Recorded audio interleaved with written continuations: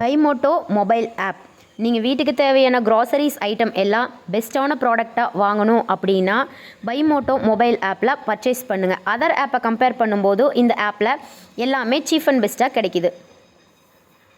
உங்கள் வயசில் இருக்கக்கூடிய ஒரு பையன் பஞ்சாப் மாநிலத்தில் இருக்க குருஷேத்திரம் போனான், போய் உட்கார்ந்தான், மண்ணை தடவுனான். ஒரு குரு வந்தார், என்ன செய்கிறாய்? இங்கே தானே மகாபாரதம் நடந்தது.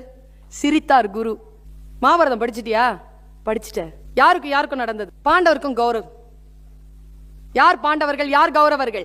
இதை தெரிந்து கொள்ளவில்லை என்றால் மகாபாரதத்தை நீ புரிந்து கொள்ள முடியாதுன்னார் குரு. என்ன செய்தி தெரியுமா? பஞ்ச பாண்டவர்கள் என்பவர்கள் வேறு யாரும் இல்லை, நம்முடைய ஐம்புலன்கள். கண்ணு, காது, மூக்கு, வாய், மெய். இதை புரிஞ்சுக்கோங்க. நான் ஒன்னு சொல்றேன், கேளிக்கைகளில் மூழ்காமல் வாழ்க்கையை மீட்டெடுப்பதில் கவனமாக இருக்க வேண்டும் என்பதற்காக நான் சொல்லுகிறேன். பாருங்க, ஐம்புலன்கள்ல இருக்கக்கூடிய அற்புதமான விஷயம் என்ன தெரியுமா? கண் சென்று பற்றும், பார்க்கும். யாரெல்லாம் வந்திருக்கா? ஓ, நமக்கு ஏத்த மாதிரியான ஒரு 4-5 இருக்கு. ஓகே, உட்காரலாம் ஒரு 4 hours. ஓகே. காது இருக்குல்ல, அது வந்து விழும். அதுக்கு மூடி கிடையாது, இதுக்கு மூடி இருக்கு. இது நம்ம கண்ட்ரோல்ல, இது நம்ம கண்ட்ரோல்ல இல்ல. உடல் அசைவுகள் இருக்குல்ல, அது அற்புதமானது. The rare phenomena under the sky is our body. ஒன்னு அவுட் ஆயிடுச்சுன்னு வச்சுக்க, மறுபடியும் வராது. உடல் அவ்வளவு அற்புதமானது. இந்த உடலை கெடுத்துக் கொள்ளாமல் இருப்பது. அவர் சொன்னார், இந்த ஐம்புலன்களுக்கும் 100 கௌரவர்கள். அவர்கள் யாருன்னா 100 இச்சைகளுக்கும் நடக்கின்ற போர் தான் மகாபாரத போரான். ஐம்புலன்களுக்கும் 100 இச்சைகளுக்கும். அப்ப கர்ணன் யார்? அவன் 6வது சகோதரன்ல. அவன் யார்? நான் குரு சொன்னார் பாருங்க, உள்வாங்கி கொண்டு போங்க.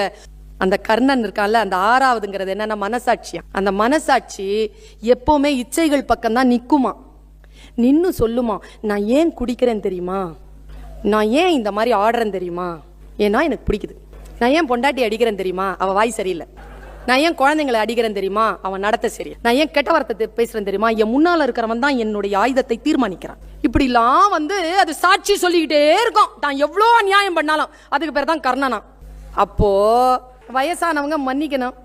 துரோணாச்சாரியார், கிருபாச்சாரியார், பீஷ்மாச்சாரியார் எல்லாம் பெரியவங்க தானே, வயசானவங்க தானே. அவங்க எல்லாம் ஏன் இச்சையின் பக்கம் நின்னாங்க? என்ன பதில் பாருங்க, குரு பதில். வயசாயிடுச்சுங்கிறதுனாலேயே அவர்கள் நியாயமாக இருப்பார்கள் என்று நீ நினைக்காதே. அவர்களாலும் இச்சைகளை அவ்வளவு சீக்கிரமாக வென்றுவிட முடியாது. சோ அவர்களை நாம் மன்னிக்கலாம். அப்போ கிருஷ்ணன் யார்?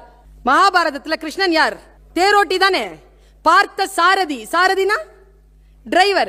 ஏன் அவனை டிரைவரா வச்சாங்கன்னா, குரு சொன்ன பதில், இந்த ஐம்புலன்களை இச்சைகளுக்கு எதிராக செலுத்த வேண்டும் என்றால் நாம கிருஷ்ணன் என்கின்ற கடவுளை டிரைவராக வைத்துக் கொண்டால் ஈஸியாக அந்த 100 இச்சைகளை ஜெயித்து விடலாம் என்பதற்காகத்தான் அவரை கொண்டு வந்து டிரைவராக வைத்தேன் என்று சொன்னார் குரு. இதுதாங்க மகாபாரதத்தினுடைய ஒட்டுமொத்தமான கதை.